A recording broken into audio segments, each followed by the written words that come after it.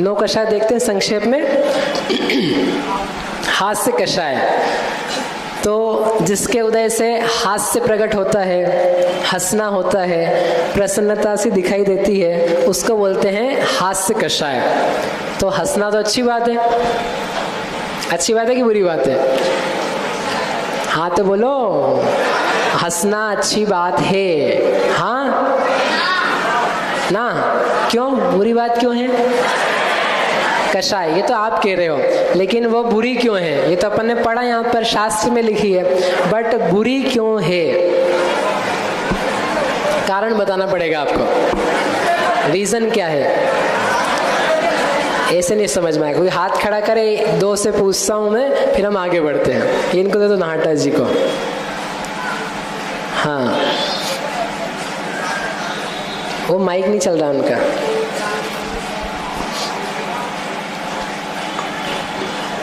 ये हास्य कषाय जो है संसार का कारण है, इसलिए खराब है। ओ, ये तो शास्त्र में लिखा है। ऐसे नहीं चाहिए, कुछ अच्छा तर्क चाहिए। एक हो गया अंतिम में। बच्चा इसको बता दो, इनको दे दो, फिर हम खुद ही बता देते हैं। क्योंकि हम हंसते तभी हैं जब हमको मजा आता है किसी चीज में। तो वही तो, मजा आया तो अच्छी बात है ना। तो इससे संसार में हमको मजा, मतलब मजा, तो हमको मजा ही चाहिए। हम तो रोज ही कहते हैं मजा आ रहा है कि नहीं आ रहा है। अरे हाँ तो बोलो, ज्यादा आ रहा है ना, आपको बिठा के रखूंगा मैं, इसलिए मैं तो खड़ा हो गया, आप बैठे रहो। तो हास्य जो कषाय है ना, देखो हास्य जब भी पैदा होगा, उसके पैदा होने के लिए कुछ बाहरी कारण चाहिए है। आप ऐसे बैठे बैठे नहीं हंस सकते हो। बैठे बैठे भी हंसोगे यदि, तब भी आपको कोई बाहरी घटना को देखना पड़ेगा, उसको लेकर के आपको कोई कल्पना करनी पड़ेगी, तब जाकर के आप हंसोगे। किसी की गलतियां दिखेगी तो हंसोगे, कोई चेष्टाएं विरुद्ध दिखेगी तो हंसोगे, किसी का अज्ञान दिखेगा तो हंसोगे, किसी ने कोई काम विरुद्ध गलत अज्ञान में मंद बुद्धि से करा तो हंसोगे। यानी आपने जो भाव किए हैं, ये आपके अच्छे भाव कैसे कहलाए? दूसरे की गलती को देख करके आप हंस रहे हो, इसको तो कोई भी कॉमन सेंस वाला व्यक्ति कहेगा ये भाव अच्छा नहीं है, तुमने दूसरे की हंसी उड़ाई है। एक बात, हंसना दूसरे के लिए बुरा लगता है। अपन हंसते हैं, यद्यपि 4-5-6 लोग मिलकर के एक दूसरे की हंसी भी उड़ाते हैं, उस समय तो सब भला हो जाता है।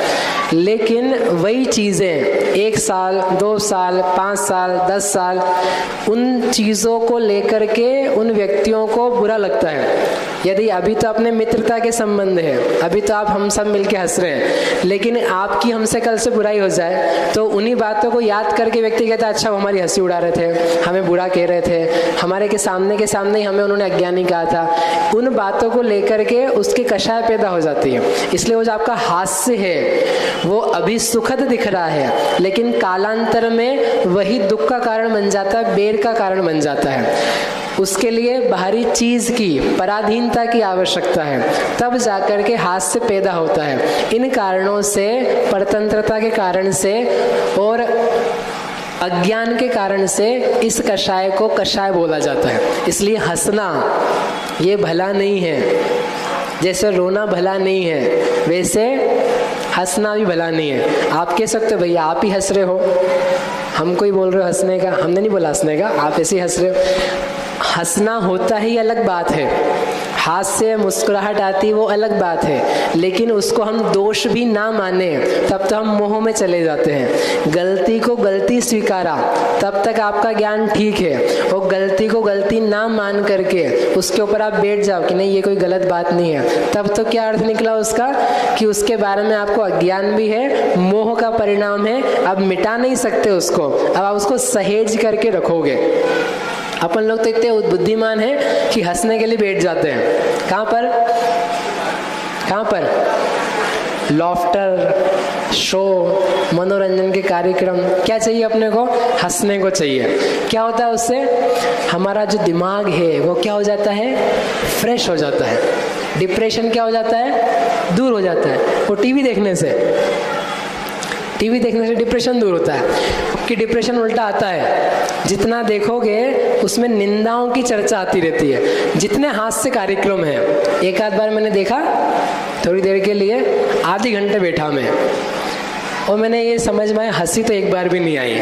और ये दिखा कि ये निंदा ही तो कर रहा है, इसकी उड़ाई, उसकी उड़ाई, उसकी हंसी उड़ाई, हंसी उड़ा उड़ा करके वो बैठा हुआ है और देखने वालों को भी मजा आ रहा है। तो जो मजा है वो मजा निंदा का है, निंदा का रस लिया जा रहा है, कोई गुण की बात नहीं है। आपको डिप्रेशन भी यदि दूर करना है, रिफ्रेश भी होना है, आप जिनवाणी को पकड़ो, देव शास्त्र की भक्ति करो, अच्छे से स्तुति पढ़ो, गा करके, बोल करके आपका तनाव, डिप्रेशन नहीं दूर हो जाए तो मेरे पास आना, मैं आपको सिखाऊंगा कैसे होता है, भक्ति कैसे होती है, स्तुति कैसे पढ़ी जाती है, पूजा कैसे पढ़ते हैं, सारा का सारा आपकी जितनी चिंता है ना वो खत्म हो जाएगी।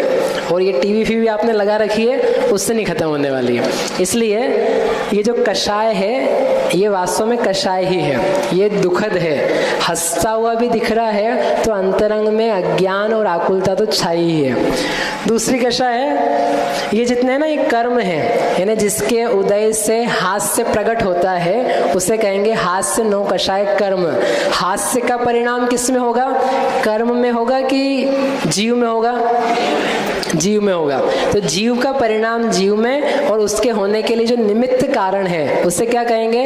हास्य नो कषाय कर्म।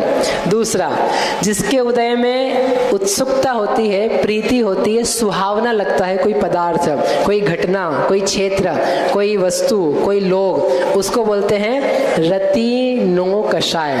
और उसके होने के लिए कर्म चाहिए, रति नो कषाय कर्म। इसका ऑपोजिट है अप्रीति हो, सुहावना ना लगे, भला ना लगे, उसमें से हटने का परिणाम आवे, इस प्रकार की जो कषाय है उसको बोलते हैं अरति। रति हो रही है यानी प्रेम हो रहा है, अरति हो रही है यानी द्वेष हो रहा है, इसको द्वेष रूप कषाय कहते हैं। और जिस कर्म के कारण से हो रही है उसे कहेंगे अरति नो कषाय कर्म।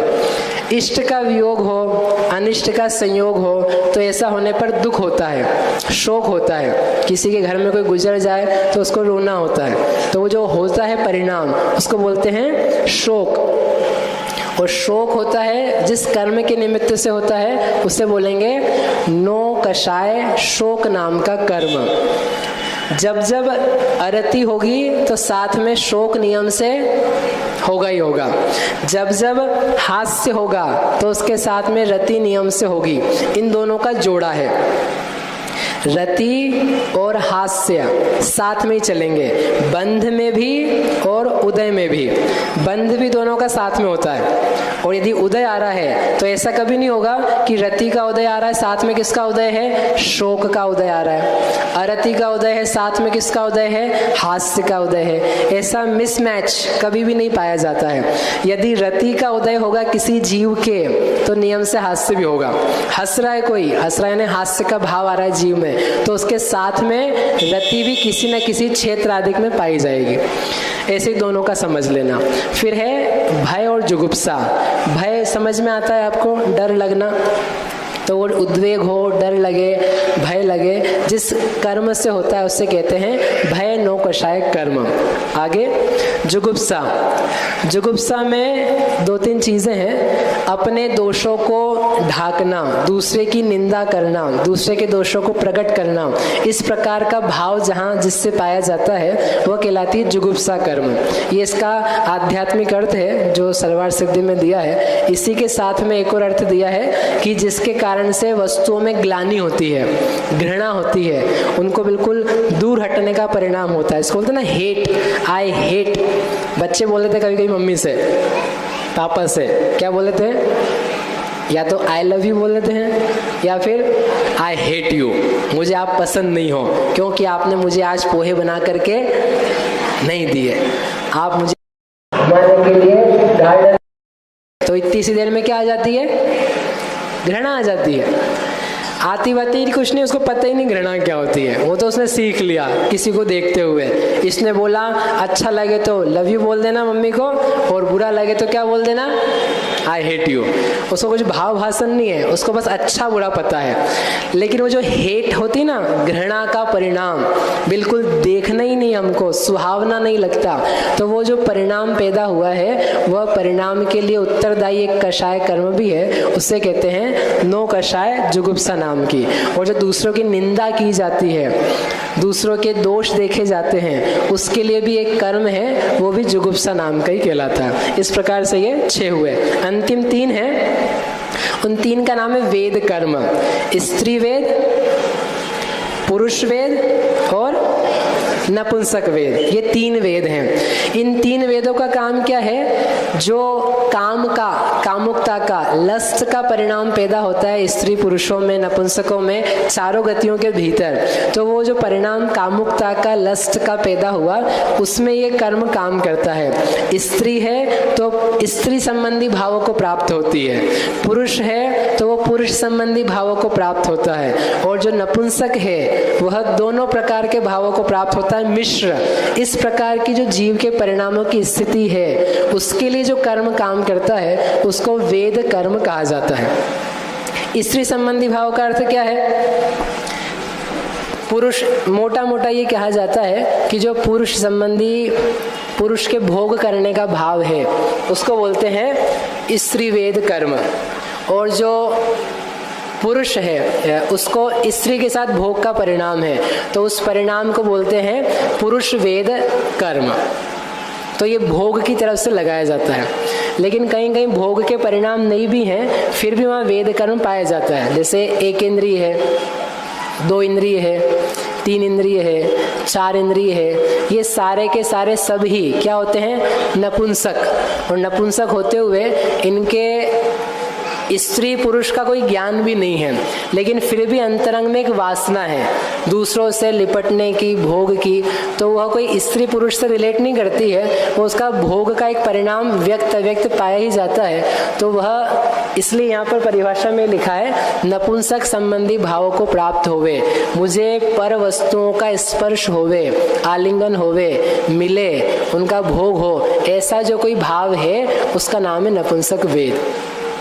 शरीर संबंधी रचना होती है, लिंग, योनि, स्तन आदि बनते हैं, उसको लेकर के स्त्री कर्म, पुरुष कर्म, नपुंसक कर्म कुछ भी काम नहीं करता है। ये जो पुरुष का शरीर मिला है, ये क्यों मिला है? कौन से कर्म से मिला है? पुरुष वेद कर्म से मिला है क्या? नहीं मिला है। तो किससे मिला है? ये नाम कर्म से है। वो नाम कर्म जो काम करता है वो अपन शाम को देखेंगे। इस प्रकार से इसमें एक बहुत बड़ी शिक्षा है, सीख है। इसको पढ़ने से क्या फायदा हुआ ये आप शाम को सोच के आना। अपन नाम कर्म के पहले ये कषाय वाला जो चैप्टर था और ज्ञानावरण का चैप्टर अपन ने पढ़ा, इसको पढ़ने से क्या फायदा हुआ और ये क्या बताना चाहते हैं इससे, वो अपने को देखने को मिलेगा। आप लिख करके लाना, अपन सबसे चर्चा करते हुए करेंगे। शाम के समय नाम कर्म चालू होगा, दिन के समय आज स्थिति बंध के अंतर्गत आबाधाएं क्या होती है, अलग अलग जीवों को कितना बंध स्थिति का पाया जाता है और उसको लेकर के क्या फल मिलता है, उन सब की चर्चा होगी। दिन में 2 से 4 कक्षा है, शाम को 7 से 9 है। आज सुबह से भी संडे है तो आप लोग आराम से आ सकते हैं। और गणित की कक्षा रहेगी 1 बजे से 1:45 बजे तक। श्रद्धा जी लेंगी यहाँ पर।